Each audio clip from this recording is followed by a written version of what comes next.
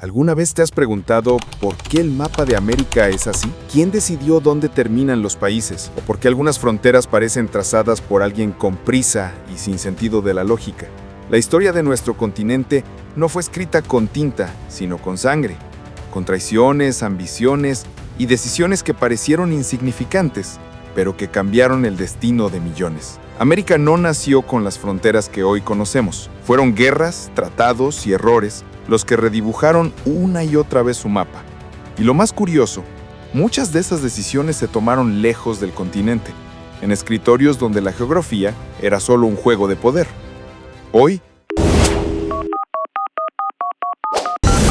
en Código América, vamos a recorrer 7 decisiones que no solo alteraron países, sino que destrozaron el mapa de todo un continente. La venta de Alaska, 1867. A mediados del siglo XIX, el imperio ruso era vasto, poderoso y también agotado. Tras siglos de expansión, sus fronteras se extendían desde Polonia hasta el Pacífico. Pero mantener aquel territorio colosal costaba más de lo que el zar podía pagar. Y entre esos dominios lejanos había una región olvidada, helada y prácticamente vacía, Alaska. Para los rusos de la época, Alaska era una tierra imposible. A miles de kilómetros de San Petersburgo, sin carreteras, sin puertos desarrollados, con inviernos extremos y apenas unos pocos puestos comerciales de pieles. El gobierno ruso la consideraba un lujo inútil, difícil de defender ante una posible invasión británica desde Canadá y carísima de mantener. Entonces surgió la pregunta, ¿y si simplemente la vendían? En 1867, tras meses de negociaciones secretas, Rusia ofreció Alaska a Estados Unidos. El precio, $7,2 millones, una suma que hoy equivaldría a unos 150 millones. Poco dinero por una tierra de más de 1,7 millones de kilómetros cuadrados, el doble del tamaño de México. En ese momento, muchos estadounidenses se burlaron del trato. La prensa la llamó la locura de Seward por el secretario de Estado que impulsó la compra. ¿Para qué comprar un pedazo de hielo?, se preguntaban. Pero la historia, como siempre, tenía otros planes. Décadas después, en 1896, se descubrió oro en el Yukón. Miles de buscadores de fortuna llegaron a Alaska, transformando su economía y abriendo una nueva frontera. Más tarde, en el siglo XX, llegaron los verdaderos tesoros: petróleo, gas natural y minerales estratégicos. Alaska pasó de ser un territorio inútil a convertirse en una joya energética y militar clave durante la Guerra Fría. Mientras la Unión Soviética gastaba fortunas tratando de controlar el Ártico, Estados Unidos ya tenía una base avanzada frente a su rival a solo unos kilómetros de Siberia, un punto estratégico desde el que podía vigilar y lanzar operaciones. Hoy, Alaska no solo representa una reserva natural gigantesca, sino una posición geopolítica privilegiada en el tablero del norte global. Lo que Rusia vendió por 7 millones, hoy vale billones en recursos y posición militar. Lo que en 1867 fue visto como un despojo, terminó siendo una de las jugadas más rentables en la historia de Estados Unidos y una de las decisiones más costosas en la historia de Rusia. En el segundo lugar tenemos el Tratado de la Mesilla, 1854. A mediados del siglo XIX, México aún sangraba por la herida más grande de su historia. Apenas habían pasado 6 años desde la guerra con Estados Unidos, esa que terminó con la pérdida de más de la mitad de su territorio: Texas, California, Nuevo México, Arizona, Utah y Nevada. El país estaba devastado, económicamente débil, políticamente dividido y militarmente agotado, pero aún quedaba una franja de tierra en el norte, una zona desértica que parecía insignificante, la Mesilla, entre los actuales estados de Sonora, Chihuahua, Arizona y Nuevo México. Lo que nadie imaginaba era que esa región se convertiría en el siguiente capítulo de la amputación territorial mexicana. Estados Unidos, en plena expansión hacia el oeste, soñaba con construir un ferrocarril transcontinental que uniera el Atlántico con el Pacífico, y para hacerlo necesitaba una ruta más al sur donde el terreno era menos montañoso. El problema, esa franja pertenecía a México. Así comenzó la presión diplomática. Washington, encabezado por el presidente Franklin Pierce y su enviado James Gadsden, ofreció comprar la zona. En México, el presidente Antonio López de Santa Anna, debilitado y rodeado de enemigos políticos, vio en la oferta una oportunidad para obtener dinero rápido y estabilizar el país. El precio, $10 millones. En 1854 se firmó el Tratado de la Mesilla, por el cual México cedió más de 76,000 kilómetros cuadrados al sur de Arizona y Nuevo México, una extensión equivalente a todo el territorio de Panamá. El gobierno estadounidense celebró el acuerdo, había asegurado la ruta para su ferrocarril y consolidado su expansión hacia el Pacífico. México, en cambio, volvió a perder más que tierra. Perdió credibilidad, soberanía y la poca unidad que le quedaba. La venta generó indignación en todo el país. Santa Anna fue acusado de traidor, derrocado meses después, y su nombre quedó marcado como símbolo de rendición. Con el paso de los años, el ferrocarril se convirtió en una realidad y Estados Unidos reforzó su control sobre el suroeste. México, en cambio, quedó aún más fragmentado y su frontera norte se definió tal como la conocemos hoy. En el tercer lugar tenemos a la separación de Panamá de Colombia, 1903. A comienzos del siglo XX, Colombia era un país fracturado por guerras civiles, deudas y desconfianza entre sus regiones. Y entre todas ellas, había una provincia que se sentía olvidada: Panamá. Una franja angosta, húmeda y lejana, pero con una posición que despertaba el interés del mundo. El istmo que unía dos océanos. Desde hacía décadas, potencias como Francia y Estados Unidos soñaban con construir un canal que conectara el Atlántico con el Pacífico, evitando la peligrosa vuelta por el Cabo de Hornos. Quien controlara ese paso, controlaría el comercio mundial. Colombia, entonces llamada la República de Colombia, tenía en Panamá una joya estratégica, pero también un problema. El proyecto francés, iniciado en 1881 por Ferdinand de Lesseps, había fracasado tras miles de muertes por enfermedades tropicales y un desastre financiero. Sin embargo, Estados Unidos vio una oportunidad: retomar el canal, pero esta vez bajo su control. En 1903, Washington ofreció a Colombia un tratado: construir y administrar el canal a cambio de una compensación económica. El Congreso colombiano lo rechazó, temiendo perder soberanía. Para Estados Unidos, eso fue inaceptable. Lo que vino después fue una jugada magistral de geopolítica y presión. Apoyados por el gobierno estadounidense, grupos separatistas en Panamá declararon su independencia el 3 de noviembre de 1903. Ese mismo día, barcos de guerra norteamericanos bloquearon la costa, impidiendo que el ejército colombiano cruzara el istmo. 3 días después, Estados Unidos reconoció oficialmente a la nueva República de Panamá. Pocas semanas más tarde, el nuevo gobierno panameño firmó el Tratado Hey-Bunau-Varilla, concediendo a Estados Unidos el control total del territorio donde se construiría el canal.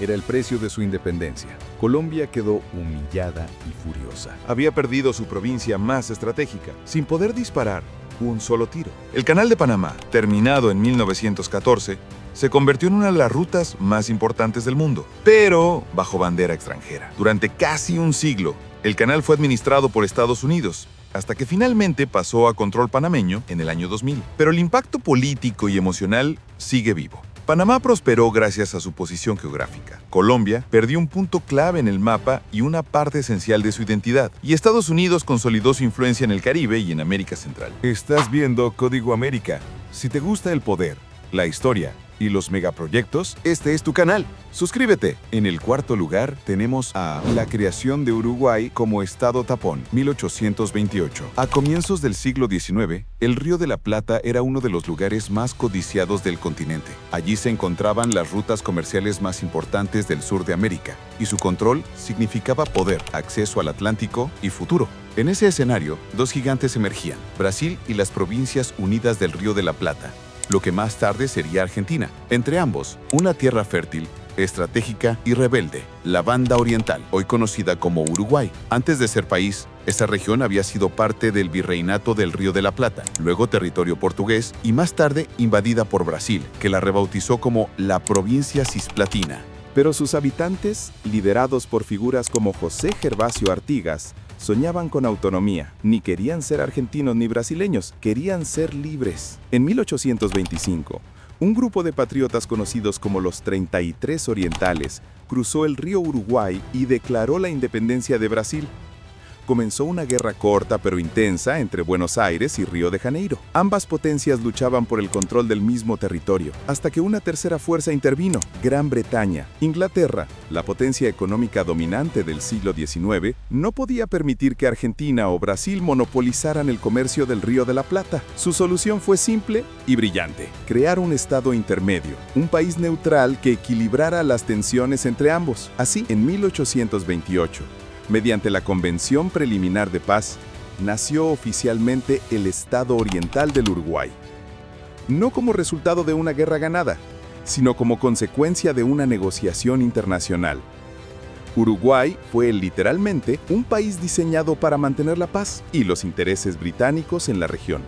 Durante décadas, su economía dependió del puerto de Montevideo, punto clave para el comercio británico. Y aunque muchos lo vieron como una imposición extranjera, con el tiempo, Uruguay construyó una identidad fuerte y singular. Un país pequeño, sí, pero con estabilidad, instituciones sólidas y una tradición democrática que lo diferencia dentro del Cono Sur. Uruguay es una de las naciones más prósperas y pacíficas de América Latina. Su origen como estado tapón se transformó en una ventaja, una posición neutral que le ha permitido mantener relaciones estables con sus vecinos sin perder independencia. Lo que nació como una jugada geopolítica británica terminó convirtiéndose en una historia de equilibrio y resiliencia nacional. En el quinto lugar tenemos a la Guerra del Chaco. Bolivia pierde su salida al mar. 1932-1935. En el corazón de Sudamérica, entre ríos, espinas y un calor sofocante, se extiende una región árida conocida como el Chaco Boreal. Durante siglos fue una tierra casi deshabitada, sin grandes riquezas aparentes, pero a comienzos del siglo XX, el destino la convirtió en el escenario de una de las guerras más duras de América Latina. Bolivia, tras perder su litoral en la Guerra del Pacífico de 1879 a 1884, buscaba desesperadamente una nueva salida al mar. Su economía estaba asfixiada, su identidad nacional herida, y su clase política veía en el Chaco una posible compensación. Si lograban acceder al río Paraguay, podrían conectarse con el Atlántico. Paraguay, en cambio, recién se recuperaba de su propia tragedia, la Guerra de la Triple Alianza de 1864 a 1870, que había destruido al país y reducido su población a la mitad. Pero su pueblo tenía un espíritu indomable y el Chaco era parte esencial de su identidad y su seguridad. El conflicto comenzó como una serie de escaramuzas fronterizas, pero pronto se convirtió en una guerra abierta.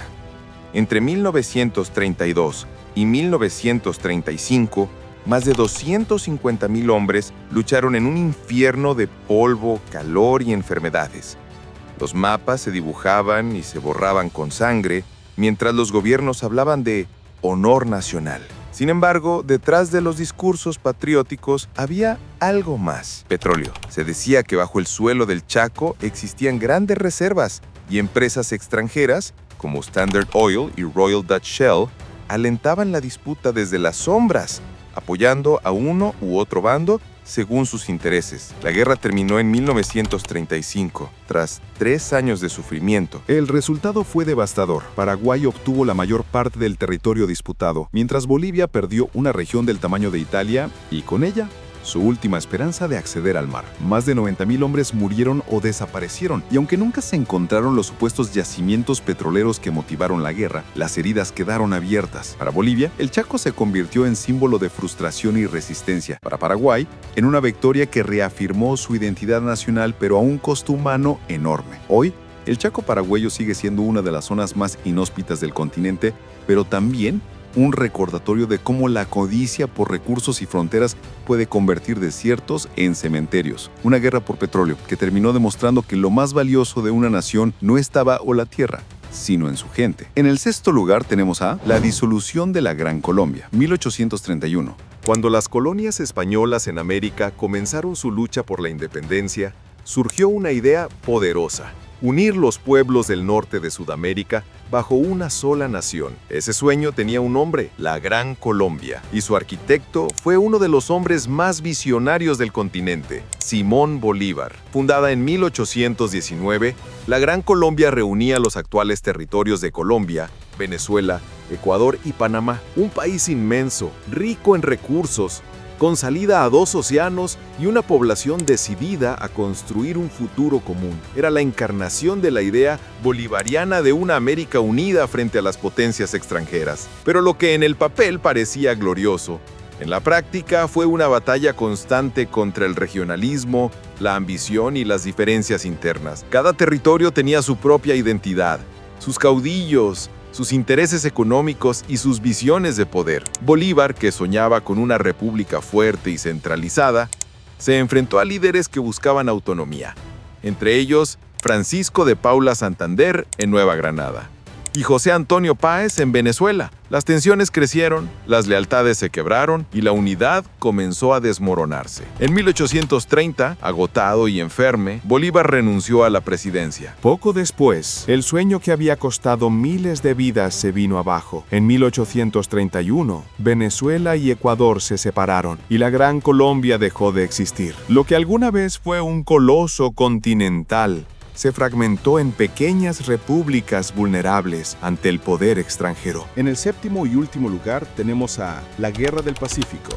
Chile, Bolivia y Perú, 1879 a 1884. A finales del siglo XIX, el desierto de Atacama parecía un territorio sin valor, un lugar árido, sin agua, sin vegetación, un pedazo de nada. Pero bajo esa tierra reseca dormía una fortuna, el salitre, también conocido como nitrato de sodio. Era el oro blanco de la época, indispensable para fabricar fertilizantes y explosivos. El control de esas minas significaba poder económico y militar. Y en ese tablero, 3 países reclamaban la misma zona: Chile, Bolivia y Perú. El conflicto comenzó con un problema de límites. El Tratado de 1874 había fijado la frontera entre Chile y Bolivia en el paralelo 24 grados, pero permitía a las empresas chilenas explotar el salitre en territorio boliviano a cambio de impuestos estables durante 25 años. Todo marchaba en aparente calma, hasta que, en 1878, el gobierno boliviano del presidente Hilarión Daza decidió imponer un nuevo impuesto a una compañía chilena. Chile protestó, Bolivia confiscó los bienes de la empresa. Fue la chispa. En febrero de 1879, tropas chilenas desembarcaron en el puerto boliviano de Antofagasta. Días después, Bolivia declaró la guerra. Su aliado, Perú, atado por un pacto defensivo secreto, se vio arrastrado al conflicto. Así comenzó la Guerra del Pacífico, una de las más intensas y decisivas de América del Sur. Chile, con una economía sólida y una marina moderna, avanzó rápidamente. En 1880, tomó los puertos de Iquique y Arica, arrebatando a Bolivia su única salida al mar. Las tropas peruanas resistieron con valentía. Episodios como la defensa de Arica, con el coronel Francisco Bolognesi, se volvieron leyenda, pero la superioridad chilena fue implacable. En 1881, el ejército chileno ocupó Lima, la capital del Perú. La guerra se prolongó hasta 1884, cuando se firmó el Tratado de Ancón. Perú cedió la provincia de Tarapacá y Bolivia perdió para siempre su acceso al Océano Pacífico. El resultado fue devastador. Chile emergió como potencia regional. Perú quedó empobrecido y dividido, y Bolivia, encerrada entre montañas, quedó marcada por una herida que aún hoy define su identidad nacional. 7 heridas y una pregunta que sigue abierta. 7 decisiones, 7 heridas. Cada una dejó cicatrices en el cuerpo de América. Alaska, la Mesilla, Panamá, Uruguay, el Chaco, la Gran Colombia y el Pacífico. Detrás de cada frontera hay una historia de ambición, error y poder. Nuestros mapas no fueron dibujados por la naturaleza, sino por intereses humanos, por decisiones tomadas en salones lejanos. Pero entre tanta fractura hay algo que sobrevivió, la identidad latinoamericana. Ese espíritu que resiste, que se levanta, que no se rinde. La pregunta es, ¿aprendimos algo? ¿O seguiremos repitiendo los mismos errores, redibujando nuestras fronteras una y otra vez? El pasado ya nos enseñó cuánto puede costar una mala decisión. El futuro dependerá de las próximas. Esto fue Código América. Si quieres descubrir las historias que los mapas no cuentan, suscríbete, dale like y comparte este video, porque conocer el pasado es la única forma de no repetirlo.